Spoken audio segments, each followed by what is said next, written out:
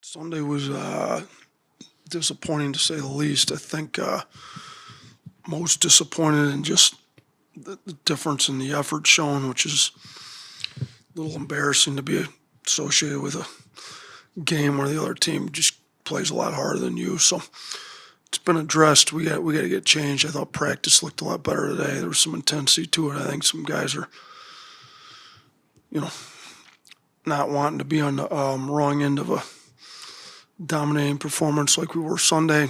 A&M's good. They're really good. They're 3 games ahead of us in the league with only, 8 games in. Bucky's done an unbelievable job turning it around immediately. Their whole system's based on playing hard, giving max effort. I told our guys it's perfect because if we don't fix what we have to fix, like we're going to get dominated again at home. So biggest thing we got to fix is what A&M does at a really high level. Let's play hard. Like they press, they're into you, they turn you over. They just keep coming in waves. I mean, the runs that they've put on teams, their last game was at Georgia, started 22-2, but it seems like a lot of these games, they go on big runs. They'll get 2-3 turnovers in a row, hit threes off them, get dunks off them, and go on a big run. Like we got to play hard, play under control, keep our wits about us. Can't have back-to-back turnovers. We got to do a way better job taking care of the ball than we did against Florida. And Florida was tough physical with us, but they didn't press like A&M's going to press. So, our effort on defense, our turnovers on offense, us being willing to share the ball and take care of it, handle physicality is going to be big in this game. And, it's 2 pretty high-scoring teams, so, they get up and down, take a lot of threes. I mean, both teams have elite three-point shooters. I think Dominguez is number 2 in the SEC in threes made. Pop Isaacs is also top 15. We got Holloway and Philon both as well, but they've got scoring. Their bench scores, they're deep. I think they're number 1 in the SEC in bench scoring, number 2 in the country. So they get into their bench, they play. We're going to have everybody. Right now, Taylor didn't practice today. He's got the right leg injury. We'll see if it come along between now and tomorrow. Hopefully it does. But, I thought we had everybody we were going to have for the year there to start the Florida game. And then less than 2 minutes in, Taylor kind of hurt his right leg. So we got to, I don't know. It's not going to be a long-term thing, but I don't know if he'll be able to play tomorrow or not. He didn't practice at all today. After the Florida game, just needing to look in the mirror, what does that look like since Sunday? To me, it's an effort thing. It's like you can't go on the floor and get embarrassed by having the other team play tougher, harder, more physical than you, and that's what happened Sunday. So, what have I done to build a program that we're supposed to be built on, max effort's one of our core values, and that's supposed to be what we do, and we're not doing it right now. So I got to figure out who's going to give us max effort, what I got to do, what I got to say, who I got to meet with, what lineups I got to put out there. But we got to start playing a lot harder than we played Sunday. Yeah. This point in the season, you've gone 3-4 over the last 7 games. Like, do you feel this is maybe a tipping point in either direction that you can either right the ship or it can get worse? Like, I guess, how do you view this moment? Yeah, I think it's huge. And we're 4-4. We haven't played great. I mean, we've had some injuries, but that's part of sports. So we've had enough talent on the floor in each one of those 4 losses that we should have won. And we had a chance to win and didn't make tough enough plays when we needed to make them. So, yeah, it's getting close to a tipping point. And we're either going to start playing better and going on a run here, or we're going to continue to play 500 basketball, and that's not what anybody came here to do. When you look at Texas A&M, does their success maybe surprise you given last season? And what have you just thought of the way that Bucky has kind of handled his first year? Yeah, I wouldn't say I'm shocked because, I met Bucky in my first week or 2 on the job. I was a high school coach. There's really good high school coaches out there that never got a shot. You got to give Martin Newton a lot of credit hiring Bucky right out of high school. That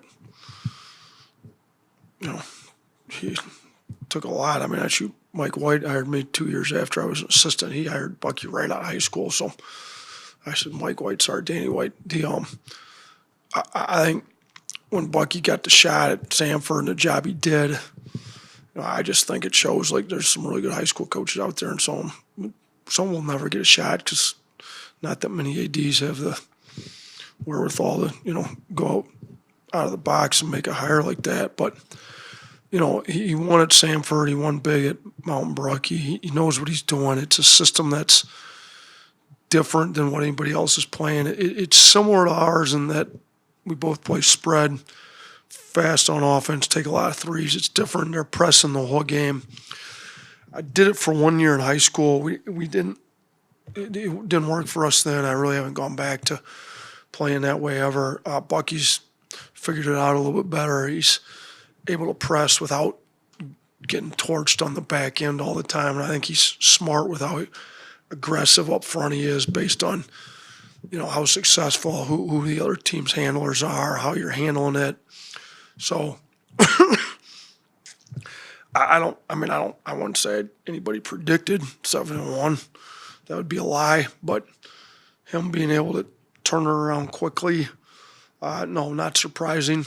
I think first place all by himself, almost halfway into league play. That's nobody predicted that. So I think he's doing it well. They're playing hard. They're playing together. You can tell his guys enjoy playing in the system, and they fly around, play hard, have fun, move the ball. I mean, it's a fun system to watch, fun system to play. We get up and down and score it pretty well too, but we got to take care of the ball, not turn it over against them. But no, I wouldn't have predicted this, but I'm also not surprised that he's been successful, if that makes sense. You've been mentioning ball movement on offense a lot lately. I want to ask you about A&M's ball movement. They're number one in the SEC in assists at like 19.8 per game, and I think the whole lineup averages double figures scoring. So defensively, what does that present to y'all in terms of a challenge? Yeah, they move it. I mean, if you can't guard off the dribble, or if you don't get back in transition and they start you by creating an advantage, early in the clock. I mean, once they get the advantage, they're really good at keeping you in the blender, so to speak. And I think we got to, once they get you in rotations, they just keep moving the ball until they get a wide open three or, drive to the rim, dunk. So it's similar to how we want to be on offense. They've maybe done it, not maybe, they've done it better than we have, to be honest with you. So, they move the ball. Everybody's unselfish. We've got to do a really good job staying out of rotations as much as possible. Obviously, when we get into rotations, we're going to have to play hard. I mean, it's impossible to stay out of rotations all game long. I mean, the way they play fast, aggressive attack uphill or downhill to the rim. So they're tough to guard, but they're doing a really good job moving the ball. And we haven't been bad at times. But we haven't been as good as we need to be either. Like there's games where we have a lot of assists, and there's games where the ball sticks too much and we turn it over too much. In the Florida game, it didn't move enough. We didn't handle their physicality, stuck too much, and we turned it over way too often. Coach, how would you evaluate LeBaron Philon in SEC play? And secondly, how would you evaluate the leadership on the team as you guys are kind of going through some of this stuff? Yeah, I mean, Philon's scoring it well. I think, he makes a statement. He came back to win a championship and try to lead. I think we got to get better effort out of him on defense, if I'm honest with you. He was an elite, one of the best perimeter defenders in the country last year. I thought that was one of his strong suits, how hard he played. I flew around, with the offensive load. He's taken a big major step backwards in the defensive end this year. And in order to be a leader, I think you got to play both sides of the ball. So, as far as the leadership goes, we're searching right now. Who's going to be that guy to make sure this team gives us the effort we need every night out, because we didn't get that effort on Sunday. And the best teams I've ever had or coached are always player-led teams.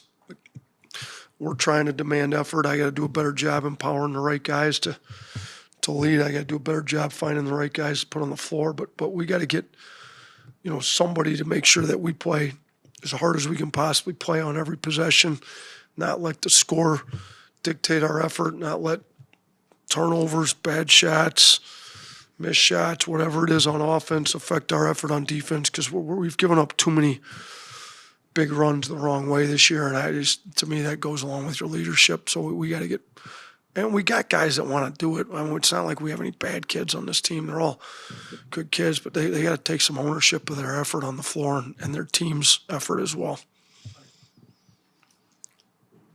Yeah, just what do you remember about Rylan Griffin and how has he kind of improved at A&M?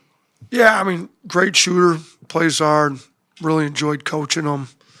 I think maybe averaging 2 steals, two plus steals a game. I mean, he's smart, very cerebral, got a really good memory, can talk to you about any. I mean, I bet you if you asked him about any game when he was here, he'd remember a lot of things about the game that I don't remember. So he's and he loves playing basketball. He's having a lot of fun. You can tell he's having fun there. He's shooting the 3-ball really well for him, which he shot it well for us here. But, he's been able to play their defensive system pretty well, getting the steals and all that. So we got to make sure we don't give him open shots, and we got to take care of the ball around him because he's doing a good job creating turnovers on defense too. Coach, beginning of the season, you said that this had the potential to be your best three-point shooting team you've had. What's your evaluation of that? It's not the best three-point shooting team we've had for a multitude of reasons. One is our pass quality hasn't been as good. If you look at the passes our shooters are getting there, it's not where they need to get it.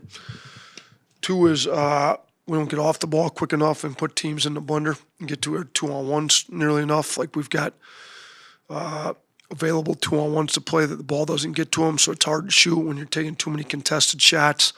So our shot quality is not helped by not moving the ball as well as we want and not delivering passes where it needs to be. So some guys then end up forcing shots because they haven't got good shots, which, if a teammate misses you, we should have had a 2-on-1. He misses you. They can't just force up a bad shot the next time you get the ball. So combination of our shot selection, our pass quality, us moving the ball, and then injuries, I think, have a part to do with it too. Guys are not in rhythm with each other. It's hard.